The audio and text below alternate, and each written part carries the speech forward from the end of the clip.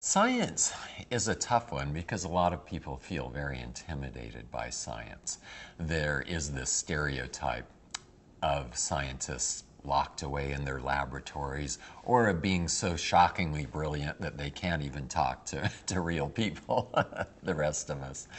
But I've found, and there are scientists like that, but I've also found that scientists are also, once you get past this facade that they have to maintain because they're in academics or whatever, they are real people. And the reason they become scientists is because they're just passionate about learning new things and discovering new things about our planet.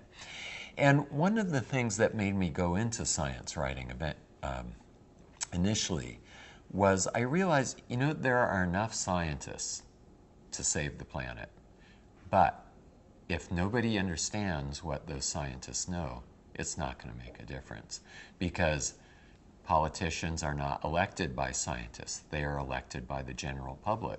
If the general public doesn't understand enough science to recognize how quickly the earth is deteriorating or how we need to manage our natural resources, they're not going to hold politicians accountable for making a responsible decisions that protect resources not only for our generation, but for future generations. So my goal from the very get-go was to help transmit this knowledge that scientists had to the general public, and in such a way that wasn't intimidating.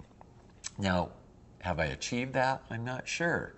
I hope so, because, one thing, the real key point for scientists or for young people is to have someone introduce them to it. And yet parents and teachers often feel like, well, how can I share science with young people? I don't know how to do this because I don't know any science.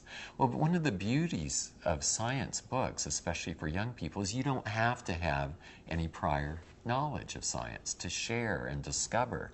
Kids, you can sit down with a 5-year-old and read them a book like teeth or whatever the topic happens to be, and you can learn in that process along with them.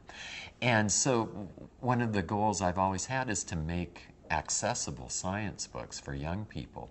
And the other thing in education that I believe is changing slowly, and I hope changes much more rapidly, is science has always been considered this subject over here. It's like, oh, it's a specialty. If we have time to get to it, we'll go look at it. But what kids really need to know is reading and writing and math, which is true to some extent. They do need to know those things. But science is not this thing over here. Science is part of everything we are and everything we do. It affects our economy. It affects our relationships. It affects what we want to eat. It affects who we're attracted to in life. Every aspect of our lives is part of science. And so understanding science to me is understanding ourselves. And my wish for teachers is to not just pick a cutesy little fiction picture book to teach reading and writing. Pick up a science book and you use that to teach literacy. Right away, they're going to grab all these reluctant readers who never wanted to read before. But also, it'll start imparting this sense among children that science is not something unattainable or unapproachable. It's part of everyday life. And so, if I've achieved anything in my career, it's the hope that I've written books that are being picked up by people who've never picked up a science book before and who want to share that sense of discovery with young people.